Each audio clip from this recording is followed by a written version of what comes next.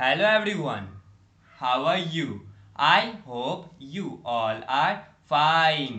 आज हम लोग national institute of open schooling का सेकेंडरी कोर्स साइकोलॉजी का module 2 basic psychological processes lesson 5 sensory processes attention and perception का बचा हुआ पार्ट आज हम लोग कवर अप करने का कोशिश करते हैं।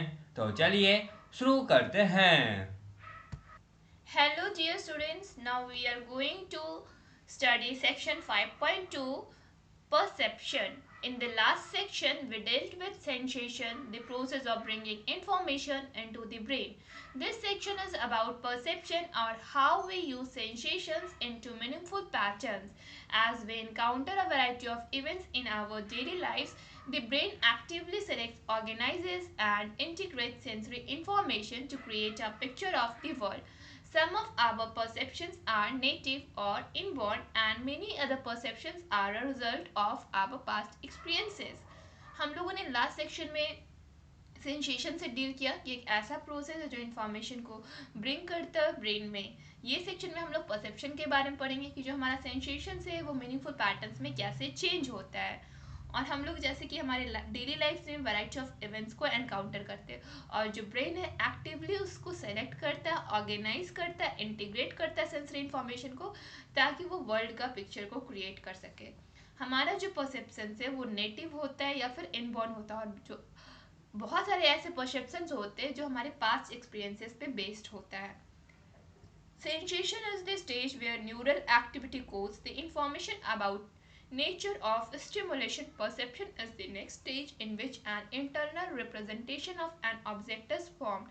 This representation provides a working description of perceivers' external environment. Perception involves synthesis of simple sensory features into percept of an object that can be recognized. ये जो सेंसेशन का स्टेज है जहाँ पे जो न्यूरल एक्टिविटी कोड्स है उसमें information होता है स्टिमुलेशन के नेचर के बारे में। परसेप्शन एक नेक्स्ट स्टेज है जहाँ पे जो इंटरनेट रिप्रेजेंटेशन होता है किसी भी ऑब्जेक्ट के फॉर्मेशन के बारे में।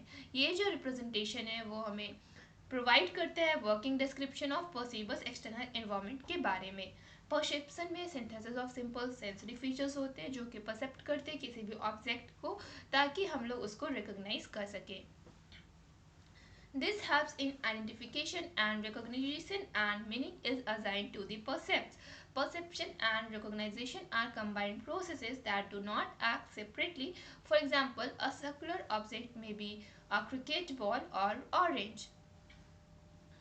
तो जो हमारा परसेप्शन है वो हम लोग को हेल्प करता है किसी भी ऑब्जेक्ट को आइडेंटिफाई करने में, रिकोगनाइज करने में और उसको एक मीनिंगफुल वे में हम लोगों के सामने प्रेजेंट करने में। ये जो परसेप्शन और रिकॉग्निशन है वो कंबाइंड प्रोसेस है और हम लोग इन दोनों एक्ट को सेपरेट नहीं कर सकते। एग्जाम्पल के लिए एक सर्कुलर ऑब्जेक्ट है जैसे कि क्रिकेट बॉल या फिर ऑरेंज, हम लोग उसके एंड को सेपरेट नहीं कर सकते। वैसे ही जो परसेप्शन और रिकॉग्निशन जो प्रोसेस है वो एक दूसरे से कंबाइंड है। Stages of perception. The physical object in the world is called the distal stimulation, distance from the observer, and the optical image on the retina is called the proximal stimulus. Proximate or near to observer. The major task of perception is to determine the distal stimulus based on information of proximal stimulus to know what the word out there is really like using one's imagination of mind. तो हम लोग अब देखेंगे perception के stages को। ये जो physical object है हमारा वर्ल्ड, जिसको हम लोग बोलेंगे डिस्टल स्टिमुलस, ये ऑब्जर्वर से डिस्टेंट में होता है, बस दूरी पे होता है। और जो ऑप्टिकल इमेज होता है वो रेटिना पे बनता है, जिसको हम लोग बोलेंगे प्रॉक्सिमल स्टिमुलस या फिर proximate to near to observer.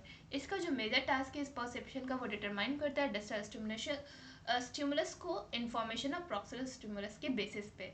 और हम लोग उसके बाद अपने वर्ल्ड के बारे में जानकारी लेते हैं कि जो really like using one's imagination of mind है वो है क्या। There is more to perceiving which includes physical properties such as shape और साइज एंड पास्ट एक्सपीरियंसेस।